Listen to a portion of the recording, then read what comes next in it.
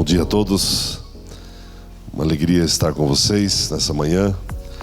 Eu peço desculpas não ter podido estar ontem à noite. Eu gostaria de pregar com mais energia, mas a garganta está um pouco machucada. Já começamos o ano com muita força. Empezamos o ano com muitas predicações e muitas coisas, então a garganta deu uma reclamada.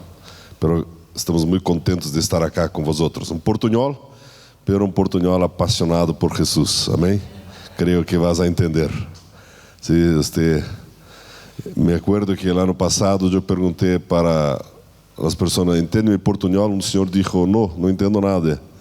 Digo: pero eu estou dando mi melhor, pero Ronald disse: não, pero ele não habla nem por espanhol muito bem. Então fui consolado, sim. Mas, querido Ronald, pastor Walter, Billy, muito obrigado pelo convite, pela invitação. Estamos muito contentes de estar aqui com vosotros. Teremos uma palavra de Deus para seu coração.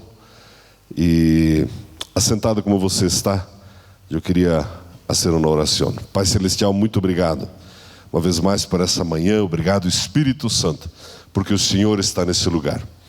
Obrigado porque é o Senhor que nos impulsiona, nos dirige, nos convence, nos mostra a Tua vontade. E é o que eu peço nessa manhã, em nome do Senhor Jesus. Amém. Vindo para cá, estava conversando com Billy e ele estava me contando seu chamado. Há 10 anos que está em Jesus Responde e me viu uma pergunta ao coração: Você te lembras de tu chamado? Te acuerdas de quando foste chamado pelo Senhor? Te acuerdas de quando foi o dia? Te acuerdas quando disseste: Senhor, eis-me aqui? E Ele levou em sério essa sua oração. Te acuerdas desse tempo? Deste tempo hasta hoje, como está sua caminhada em relação a seu chamado? Há muitas pessoas que têm chamados lindos, poderosos, pero nunca cumprem exatamente aquilo que Deus deu para eles. Pero, ao longo das eras, há homens e mulheres que receberam o chamado, que disseram sim para o Senhor e que cumprem seu chamado hasta o final. E é possível cumprir seu chamado hasta o final.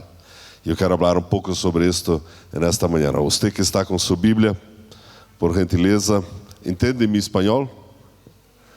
O hermano que não habla espanhol também me entende? Está bem? Olá, Anita, como está? Está meio escuro acá, sim? Vocês estão acá? Eu não estou vendo ninguém, mas eu creio que vocês estão aqui. A Bíblia diz em Mateus capítulo 13, versículo 24 a 30. Mateus 13, 24 a 30.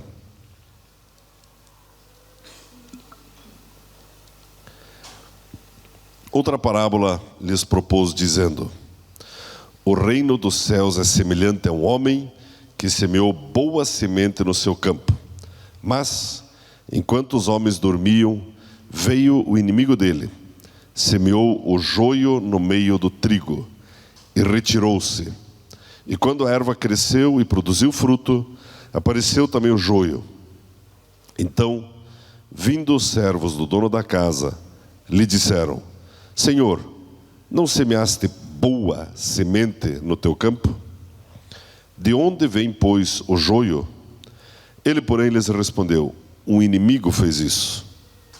Mas os servos lhe perguntaram: Queres que vamos e arranquemos o joio? Não, replicou ele, para que ao separar o joio, não arranqueis também com ele o trigo. Deixai-os crescer juntos até a colheita. E no tempo da colheita, direi aos ceifeiros: Ajuntai primeiro o joio, atai-o em feixes para ser queimado, mas o trigo recolhei-o no meu celeiro. Qual é a palavra para joio? É joio também? Hã? Nada a ver com joio, cizaña, pero sabe do que estou falando, sim? Essa é uma parábola do Senhor muito interessante, muito realista do que acontece com nós outros. Há um campo, há uma semilha, que é sembrada nesse campo. E essa semilla é uma semilla buena, porque é Deus que la planta no campo. Pero a Bíblia diz que há um inimigo que também coloca sua semilla neste campo. E a Bíblia diz que os dois crescem juntos. E os servos del dono del campo, quando percebem que há cizaña em meio do campo, querem arrancarlo. Pero o Senhor disse uma coisa muito curiosa: não, espere até o dia da colheita. Uma observação muito importante: nós outros não somos bons separadores de cizaña e trigo, joio e trigo. O Senhor disse: "Você não é um bom julgador de cizaña e trigo." A muitos de nós outros miramos um hermano, tiene cara de cizaña, vou arrancarlo. O Senhor disse: não lo haga. Billy, tiene cara de cizaña, arráncalo. E o Senhor disse: essa não é tarefa de vosotros. Esse é para o grande dia do final, mis ángeles irão fazer. Isso significa que nós crescemos com trigo e cizaña. Não é curioso isso? Pero o Senhor não nos chamou para arrancar cizaña. Quantas vezes há alguns irmãos que queríamos arrancar como cizaña, que se vão de mi campo, que se vão de minha igreja, que vão para outra igreja, que vão para o Brasil, se vão embora de Paraguai, ¿sí? Pero o Senhor disse: esse não é tu papel. Pero há uma coisa muito curiosa também, que o Senhor desse campo permite que o inimigo sembre cizaña. E quando é que isso acontece? Quando os trabalhadores estão dormindo. Esse é um mistério. Hermanos, o inimigo hasta hoje continua sembrando cizaña no campo do teu ministério, da tua vida. Pero isso acontece quando estás dormindo, quando estás distraído, quando não estás atento. E se vou conseguir pregar. E se te recuerdas de quando foi tu chamado, há 10, 15, 20 anos atrás, quantas vezes has adormecido e o inimigo colocou algumas semilhas de ele no campo de tu ministério? Uma dificuldade, pessoas que não colaboraram, dificuldades.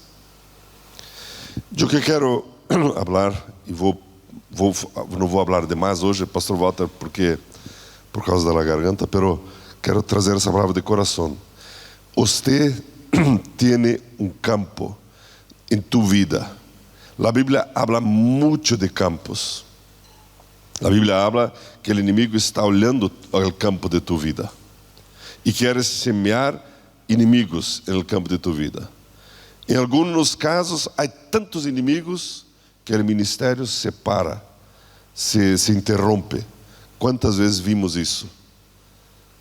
E há um exemplo no Antigo Testamento. Gostaria que você acompanhasse comigo, que eu gosto muito desse exemplo. Em 2 Samuel, capítulo 23, abra comigo esse texto. 2 Samuel, capítulo 23, versículos 11 e 12.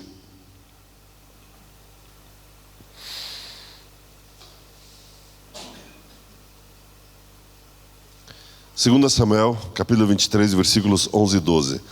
Em 2 Samuel, nesse texto, nós encontramos a história dos heróis de Davi e como esses homens defenderam Davi e o seu povo.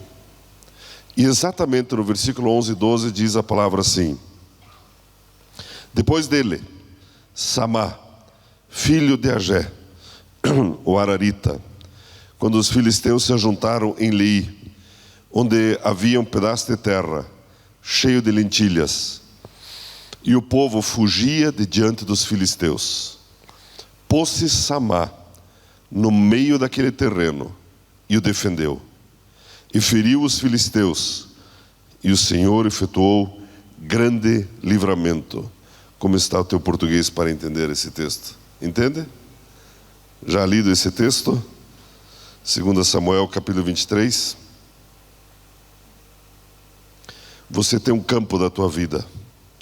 E é seu papel cuidar desse campo. Defender esse campo. Se nós olharmos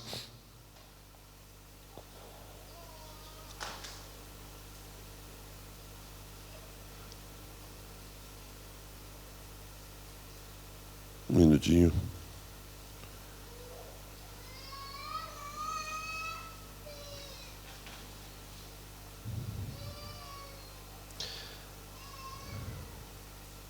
A Bíblia diz, a partir do versículo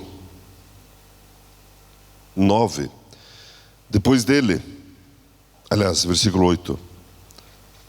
Estes são os nomes dos valentes que Davi teve. Josebe Basebete, filho de Taquimone, o principal dos capitães. Este era Dino, o esnita, que se opusera a 800 e os feriu de uma vez.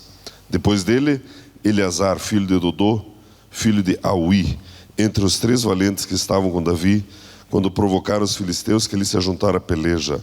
Quando de Israel os homens subiram. Este se levantou e feriu os filisteus, até lhe cansar a mão e ficar a mão pegada à espada. Naquele dia o Senhor operou um grande livramento. Esse texto fala dos heróis de Davi.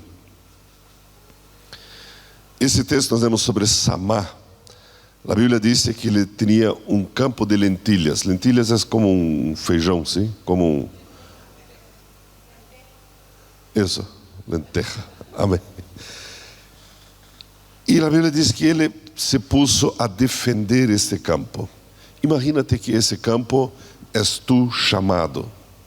És tu chamado. Há algumas coisas muito importantes que precisamos perceber. Número 1, o inimigo sempre está mirando tu chamado para sacá-lo de ti. Sempre. Não há vacações. Ele sempre mira tu chamado, tu ministério para arrancar de você. Samá tinha que tomar uma decisão. Que harei com meu campo e com os inimigos de meu campo? A Bíblia diz que ele se pôs a defender aquilo que para os homens era algo simples, su campo de lentilhas. Pero o campo de lentilhas, o nome significa sustento, significa provisão. Quando você recebe o chamado, você tem que decidir se vai a defender seu chamado ou vai entregar para o inimigo. Desde quando eras muito jovem, o Senhor pôs algumas coisas em tu coração. Trabalhar com niños, com idosos, ser missionário. E depende como você se posiciona para defender seu campo, o campo permanece em tu mano. Pero se lo entregas ao inimigo, se a qualquer vento lo dejas para os inimigos, o campo se diminui e quando vês, não estás mais cumprindo tu chamado. Por isso pergunto, como está a defesa do campo do teu chamado? A Bíblia diz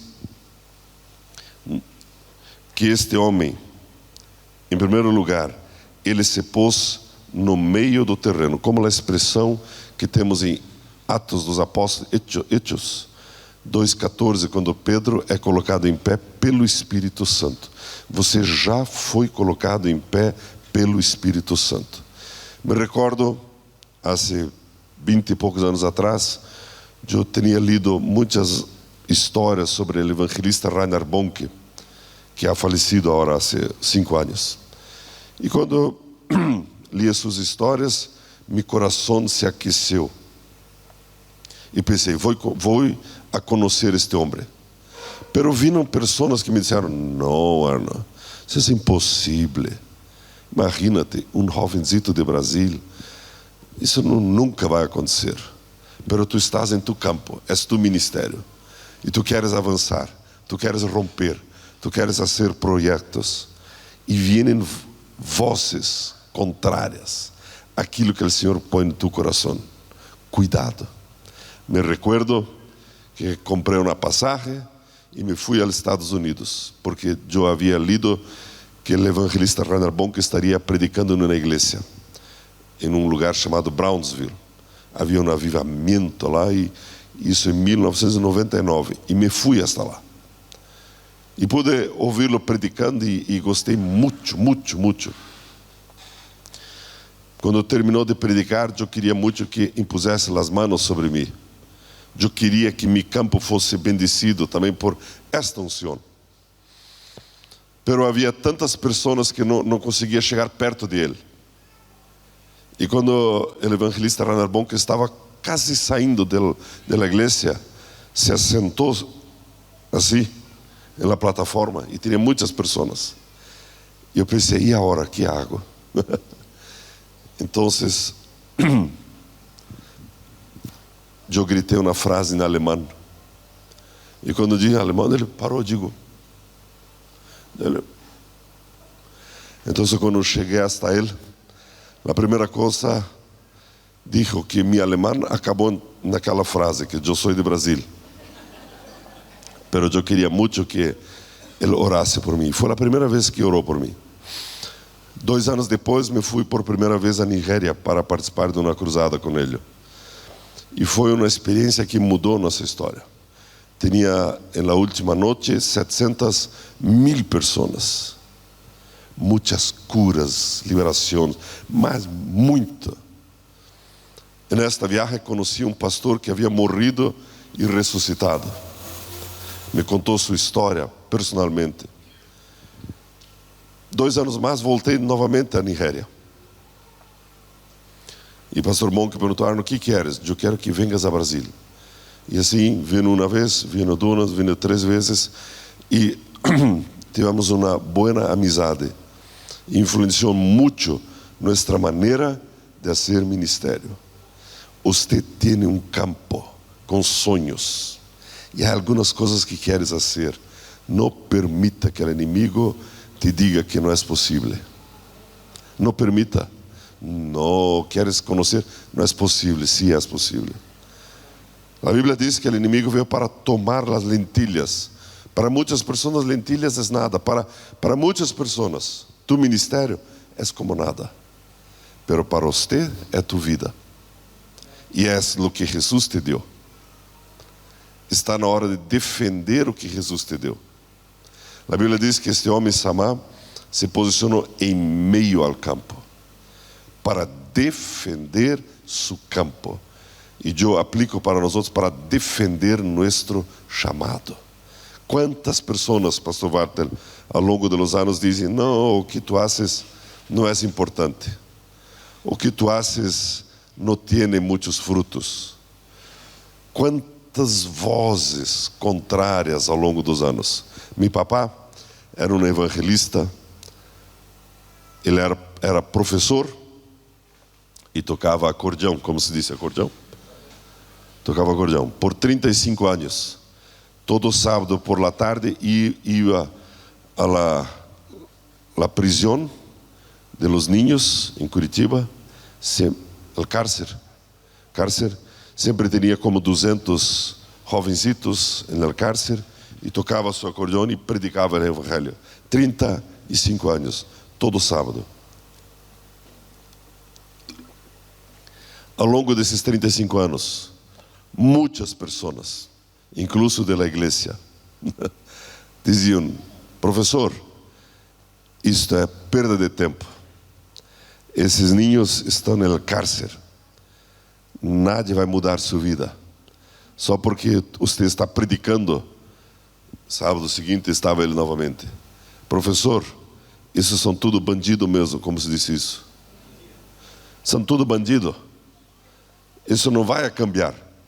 Só porque você está predicando para eles. Sábado seguinte estava meu papá defendendo seu campo.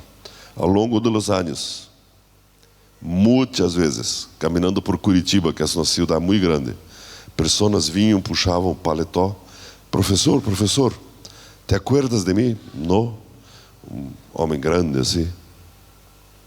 Quem eres tu? Eu sou o Billy, que em 1970 estava no cárcere. Eu era daqueles ninhos. Nunca me olvidei o que tu predicaste. Hoje, trabalho em tal lugar, frequento tal igreja e estou com Jesus. Muitas graças. Defenda tu campo. Ainda que pessoas hablem mal de tu campo. Ainda que pessoas questionem a maneira como tu evangelizas, defenda o seu campo, insista. Ao longo dos anos, creio, o pastor Walter, que também deve ter tido isso aqui no Paraguai, mas muitas pessoas me questionaram: pastor Arno, essa predicação que tu haces en el caminhão para as pessoas, e as pessoas aceitam Jesus, pero você não pode fazer isso. Digo, por que não? Porque tem que cuidar de cada um deles. E eu ficava aflito com isto. Hasta que li em Marcos capítulo 5, versículo 19, quando ele endemoniado gadareno se entregou a Jesus. ¿Te acuerdas? Ele era o homem mais endemoniado da Bíblia. E em um momento ele disse a Jesus: Jesús, déjame ir contigo. E Jesus disse a ele: não, dijo a ele: não, vá para tu casa, vá para os teus e conta as maravilhas que Deus fez. E neste dia entendi que cada pessoa que tu evangelizas, o Espírito Santo se responsabiliza por cada uma delas. Então, a maneira como predicas, predica mais. Seja na rua, na calle, seja no hospital, no cárcere, defenda seu campo. Em segundo lugar, sobre o campo, a Bíblia diz que Samá, o pueblo fugiu.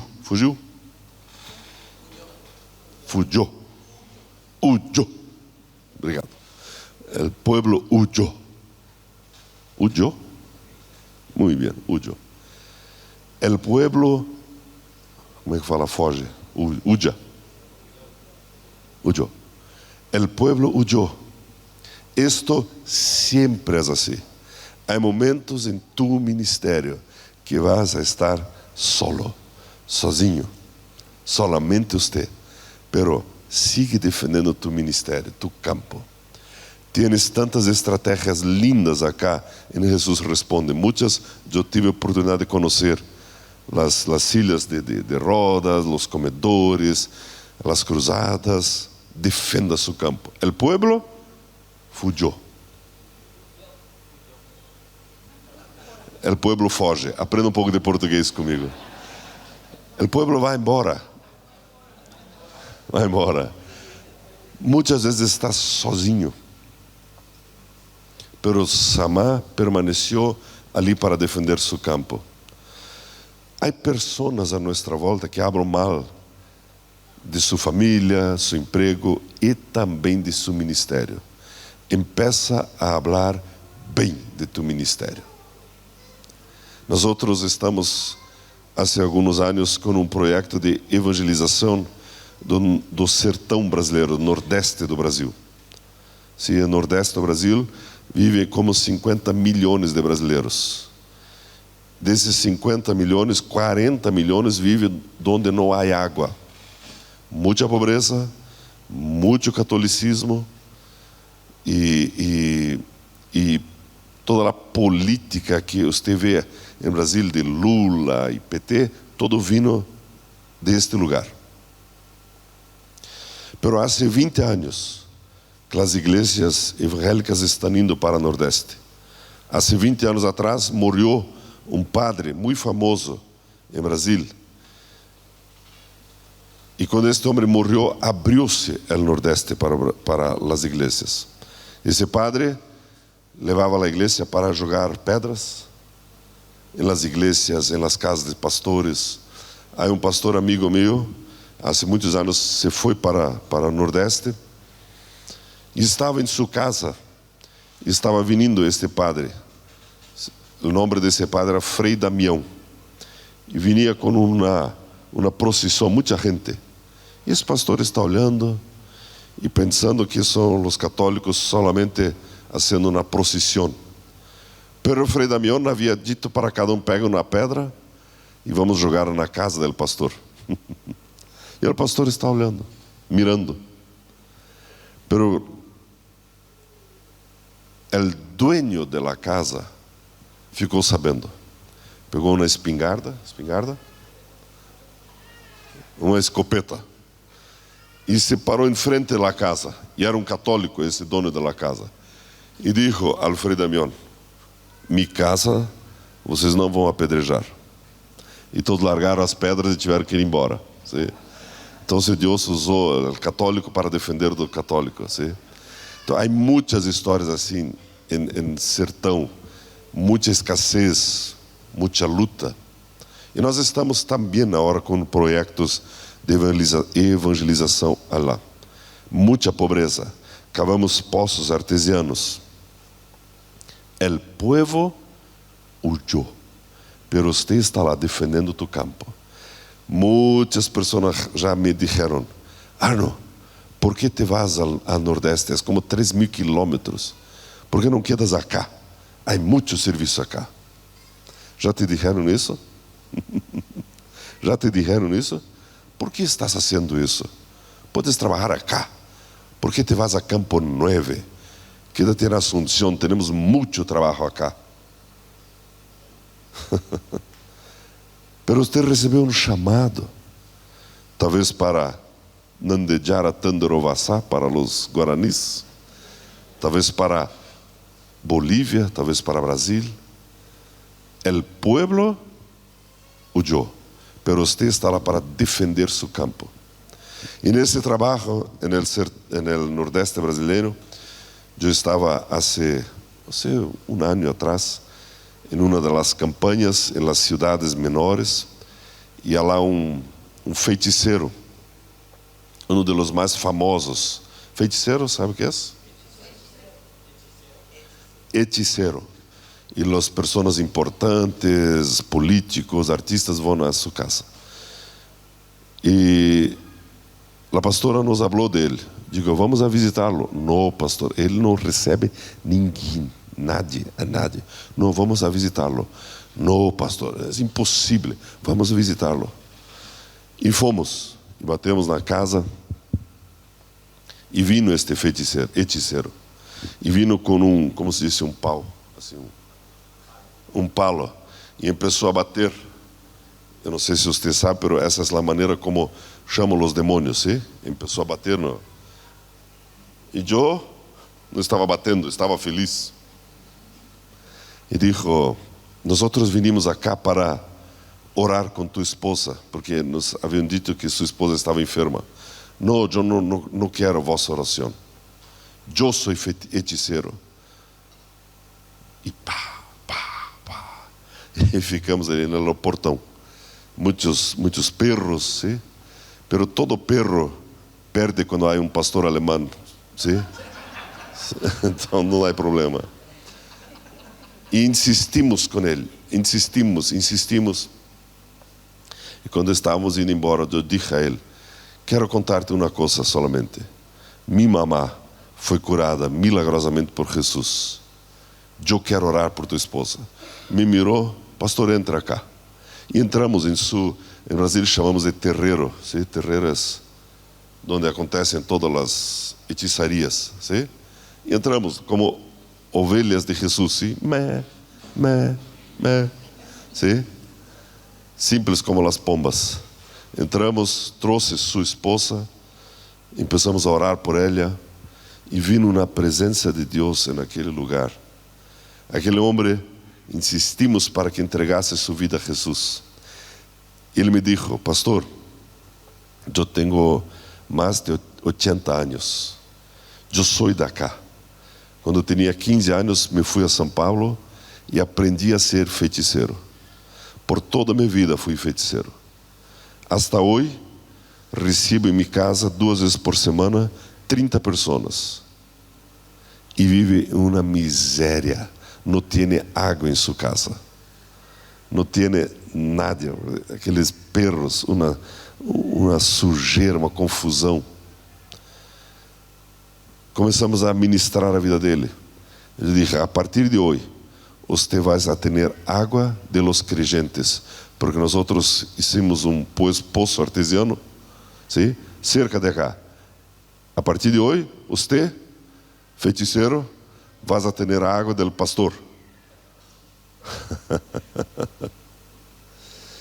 Quando te conta isso, não te dá também quero achar um feiticeiro. Também quero fazer algo. O Senhor já colocou no campo de tu vida alguns desejos que as pessoas, o pueblo, não se vai contigo. O pueblo, ou eu, não se vai contigo ao feiticeiro. Pero você tem um chamado. A Bíblia diz que Samá ficou no meio do campo para defendê-lo. O pueblo havia fugido, pero lá está ele. A Bíblia diz uma coisa muito interessante que, em terceiro lugar,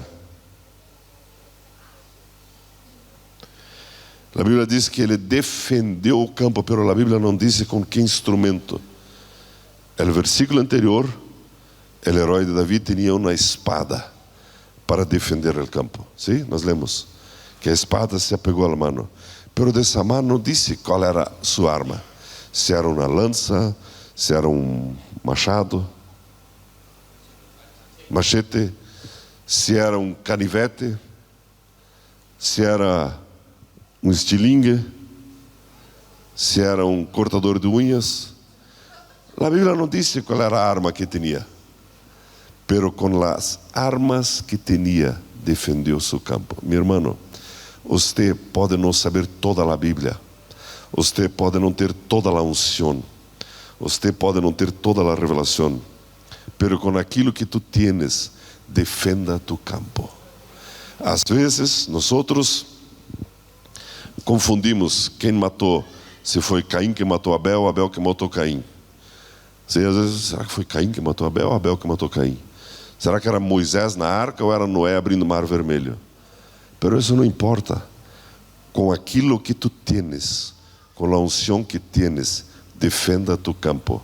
Ponha à disposição do reino aquilo que o Senhor já te deu. Está claro isso, irmãos?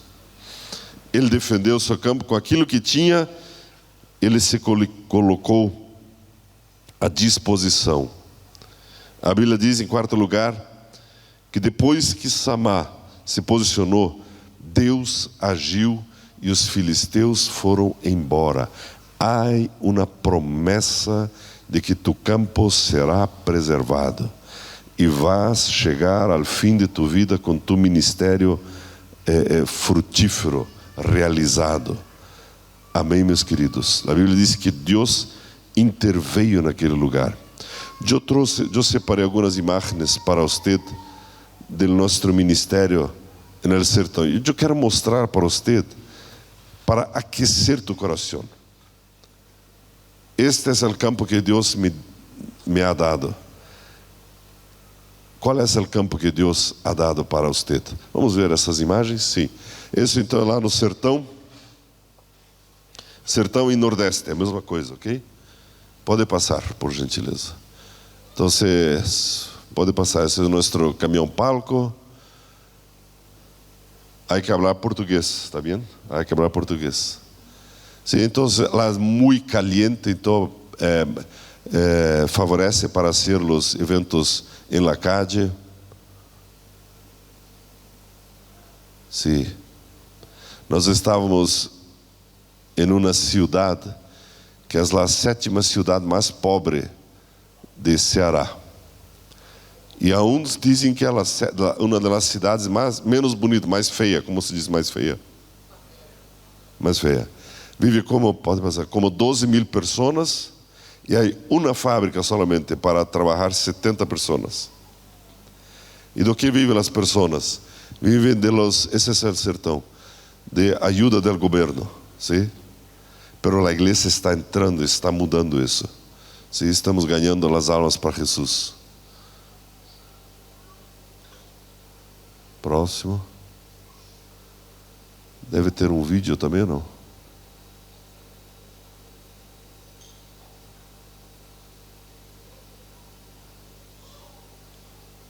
Tem com som, não?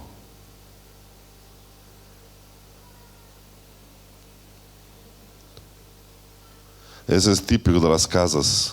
Há que mirar assim, ok?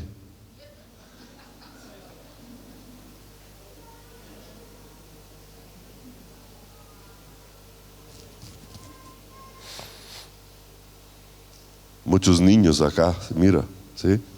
Bueno, é isso. Está bem. Qual é o campo de tu vida? Como está tu ministério? Estás defendendo tu ministério?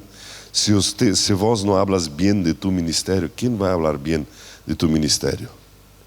Se você não habla bem daquilo que Deus lhe ha dado, quem vai falar bem de isto?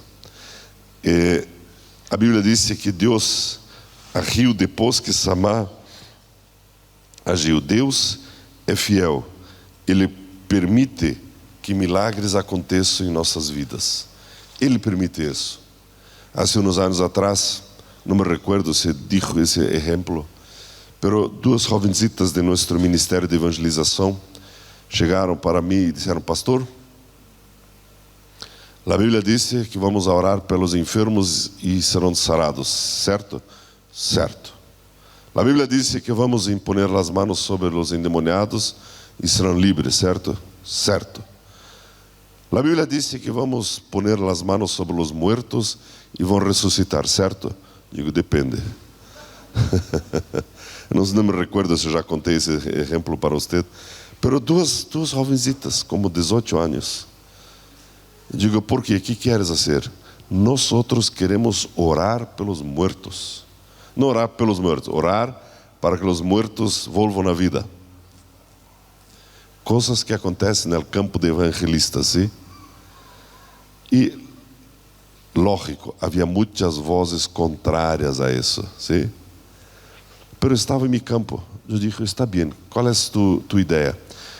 Pastor, aqui em Curitiba há um instituto médico legal, onde vão todas as pessoas mortas de acidentes, de alcoolismo, sem família, e são dezenas de pessoas. Podemos ir lá e falar que somos de tua igreja, pastor? Defenda seu campo. Eu poderia dizer, não, imagínate, estão loucas. Pero dijo, sim, vão lá e digam que são de Arno Pauls. E se foram. Duas chicas, 18 anos. O delegado mirou a elas e disse, está bem, estão bem-vindas. E por primeiro evangelizamos os vivos, sim?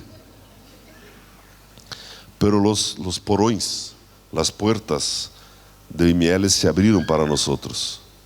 E começamos a orar dentro do IML. É um lugar muito triste. Muito triste. Muito triste. E duas coisas aconteceram. A primeira, me recordo que estava uma vez e o médico me disse, pastor, mira essa jovencita cá. Tem 15 anos. Sua barriga toda aberta, assim. Todas as entranhas para fora. Ela se foi para andar de motocicleta com seu namorado. E está cá, morta. O problema, pastor, é que sua mamá está na sala de fora. E sua mamá tem certeza que vamos devolver sua filha viva. Quando ele me disse isso, eu digo, vamos evangelizar essas pessoas da antessala do IML. E começamos a evangelizar. São pessoas em muita angústia. E o que aconteceu? As funerárias nos invitaram para acompanhar as famílias no funeral. Tínhamos como funerária Bonfim, funerária último suspiro, funerária, sim? E muitos litros de café, violão e funeral de estranhos, predicando a palavra. Centenas aceitaram Jesus nesses funerais. Defenda o seu campo. Quando alguém vem com uma ideia muito maluca, muito louca para você, preste atenção. A segunda coisa que aconteceu, uma destas irmãs presenciou um atropelamento de uma pessoa.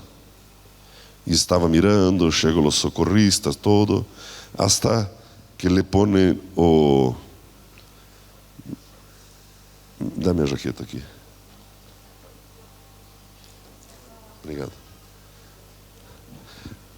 Hasta que lhe põem o panuelo sobre a cabeça da pessoa. ¿Sí?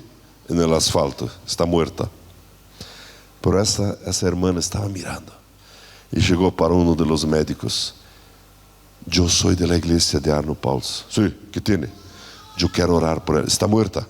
Sim, quero orar. Está muerta? Por isso mesmo, quero orar. Está muerta. Bom, quero. E insistiu que, então ora. E essa irmãzita se ajoelhou ao lado do panuelo, começou a orar, e de repente, a pessoa voltou, e todos correram para o hospital, e essa irmã pôde dizer a ela: você tem uma nova chance, entrega tua vida a Jesus hoje. Você percebe como no campo de nosso ministério, nós temos que defender aquilo que Deus nos ha dado, e falar bem daquilo que Deus nos ha dado, e zelar por aquilo que Deus nos ha dado. A Bíblia diz que Samá defendeu aquele campo. O inimigo tentou sacá-lo todo. E eu sei, e você sabe, que o inimigo vem com fúria para sacar tus sonhos, tua energia, tua saúde, tu recurso. Pero acontecem coisas no campo incríveis. E pessoas são salvas, pessoas são saradas, milagros acontecem, pessoas são ressuscitadas. O que quero dizer para você nesta manhã: defenda seu campo, defenda seu chamado. Pastor, como vou defender? Empiece a falar bem de seu chamado. Creia novamente nas promessas de Deus para a tua vida. Creia nos impossíveis de Deus para a tua vida. Regar, como se diz regar? Regue com oração o teu chamado. Quanto maior o teu chamado, mais oração vais precisar. Eu declaro que você, aqui em Jesus responde, vai precisar de muita oração. Há muita gente para ser ganha para Jesus. Há muitas pessoas para serem alcançadas. E nós temos o privilégio de fazer parte deste campo. Amém, meus queridos? Você recebe essa palavra? Quero convidá-lo a ficar em pé, por gentileza, e gostaria de orar com você nesta hora.